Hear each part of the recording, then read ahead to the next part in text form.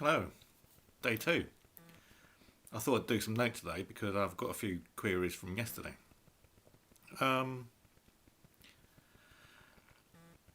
Something came up on the video yesterday about the gate. People seem to be infused by the gate and telling me to get on with it and get over it. The gate was just a simple example of how the council wants to throw public money away, and how they treat me. Basically, my neighbour has already admitted to the council and to the police that she removed the gate without permission. This is on record. So, the council offering to pay for a replacement gate, which would not be recovered from anyone else, is a waste of public funds. Because as they have an admission that she removed the gate without permission, they could easily take my neighbour to court and not only recover the cost of replacing the gate, but recover the costs of the court action as well. And this would also serve as a deterrent publicly, that the council will be fair to everyone and not just the people they choose to take to court. So let's put the gate aside and work on the basis that the National Audit Office should get involved, because the council, just on one example, are wasting public funds. So if there's one example easy, how much public money is being wasted by Barking and Dagenham Council? So move on, everyone. It's more than just a gate. That was just an example. Also, my neighbour has admitted, and witnesses by the council and myself have witnessed my neighbour criminally damaging the highway.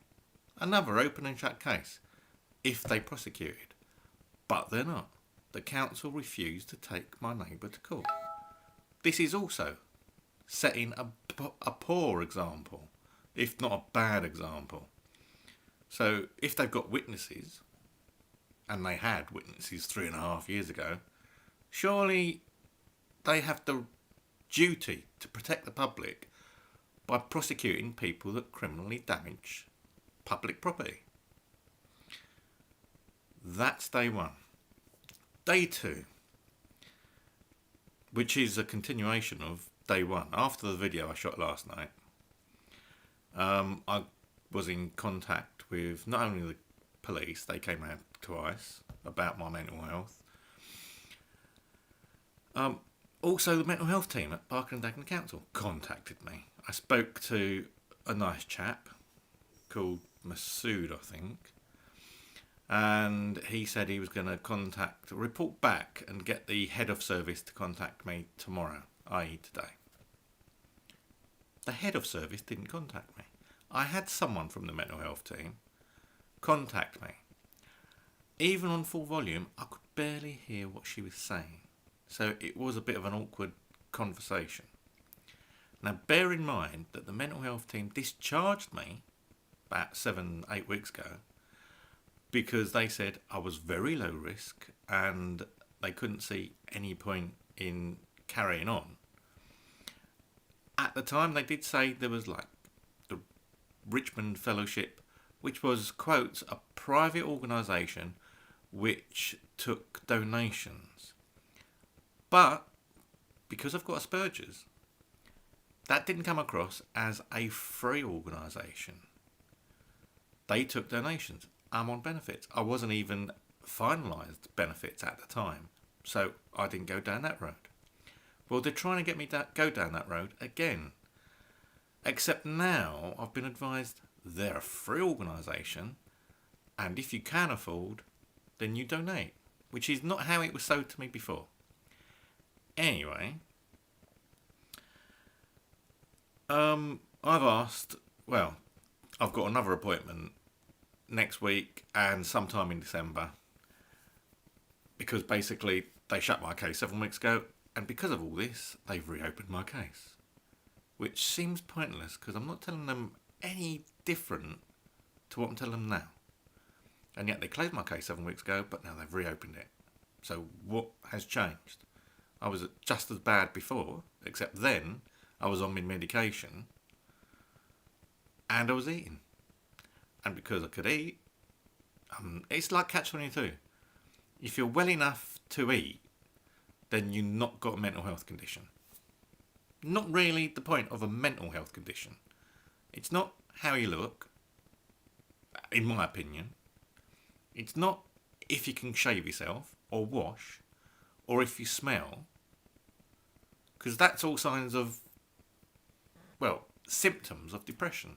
That's not mental health, not mental illness, like anxiety, depression, Asperger's, autism. That's just an outward symptom. Depression is an inward thing. I've had it for 44 years, I would say. So I know a little bit about depression. So anxiety, another thing. It's all how you perceive the world personally. It's not how your outward appearance is. It's not if you've got shiny shoes, you're not depressed, or you haven't got anxiety, or you're not autistic. So I can go outside and appear presentable. But that doesn't mean I'm not ill. That doesn't mean I'm fit for work. Because I'll tell you, if I went to work, I spent 10 years as a contractor. I kept getting sacked out of jobs. Every contract. And it would be on some drummed up complaint from the customer about how I was speaking to him. How I was speaking to the customer. Asperger's communication. I wonder, could it be something like I'm not employable really? Let's put it this way. When I was working as a contractor, and I was contracting for 10 years, it wasn't a healthy thing because I was always on the edge of never knowing when they were going to sack me. It was always when they were going to sack me because that's the life of a contractor. But I always seem to have shorter contracts than most other contractors I know. So I think I need help. But in their infinite wisdom, Barking and Dagenham Council have offloaded their corporate responsibility and customer care and duty to their residents and tenants to the Barking and Dagenham mental health team, who, as I said before, they don't seem to want to know. They keep saying, oh, you need to take your medicines, Mr. Gibbons. You need to eat, Mr. Gibbons. Well, yeah, I can easily eat. That's not the problem. The problem is, people at Barking and Dagenham Council just do not want to listen. I've even asked my MP for a face-to-face. But Barking and Dagenham seems to be the home where democracy has died. The council do not take scrutiny, or do not take real scrutiny. You can ask a few questions, as long as you're not too obtrusive and you don't pry too much and you accept whatever nonsense answer they give you. Then they'll answer a few questions, if they fancy it. But if you know what you're talking about, and you know there's something wrong, and you want to find out the real truth, they won't tell you. They'll clam up, and they'll put you on a vexatious list. And then they'll tell you they put you on the vexatious list, and then they'll start filtering what questions they answer. Because if they filtered all your questions out, or all your complaints out, then they'd be in problems. But no, they then choose what to answer, which is their way of defending their case because, well, we have answered some questions from Mr. Gibbons, but we haven't answered all of them because we think it's a Section 40, or wherever it was, vexatious complainant. Really? Okay. They need to look up mental health and Asperger's and see what that does. Because, hey, when I was a kid, I was always getting slapped around the head. Why is this, Dad? What happens there, Dad? How do you do this, Dad? Slap, slap, slap. Question, question, question. It hasn't changed. So, Barking Dagenham Council, pull your finger out, train your staff, because hey, I'm always told every member of staff at Barking Dagenham Council has had mental health training. And yet, whenever I speak to staff on the front line, oh, excuse me, have you had mental health training? They make some sort of weird noise, which I assume to be, we haven't even been told about mental health training. Once I spoke to someone a couple of years ago who had mental health training, but then she was a person from this adult social care team who I spoke to about 5:30 one evening because she called me out of hours because they was worried about me then. Or some people were worried about me. Anyway, that's most of the rant out of the way. So I can't get in touch. Well, I can get in touch with my MP, but he refuses to do a face-to-face. I've even offered for him to come here if he's not going to surgeries, because he doesn't, as far as I know, he's still not holding surgeries because he had an attack in one, and so he's been allowed not to have surgeries. Nothing to do with John Crudder's being on the NEC, I suppose, and he's been a busy boy. No, probably not. Anyway, John, if you're watching this, you're invited here again, as I've always asked, face to face. Come and see the conditions I have to put up with, and then tell me you don't want to get involved. Also, this is directed to you, John. It's your responsibility to make sure that the council fulfil their obligations under the law. If they're not fulfilling their obligations, you have to refer them, the council, the corporate structure as it is, never mind about the members and the officers, the council needs to be referred by you to the Secretary of State requesting a full and thorough investigation into the way that people with disabilities and mental health issues are dealt with. Also, as a side, as I previously mentioned, John, you need to get the investigation to include how corporate complaints are handled. Because I'm telling you now, I know they're massaging the figures. I know people in the same month, and I had a free information request, which they did eventually give me the figures to, that put complaints in. And I know that in the month that at least 2 complaints went in, myself and someone else, the total number of complaints logged that month was 0.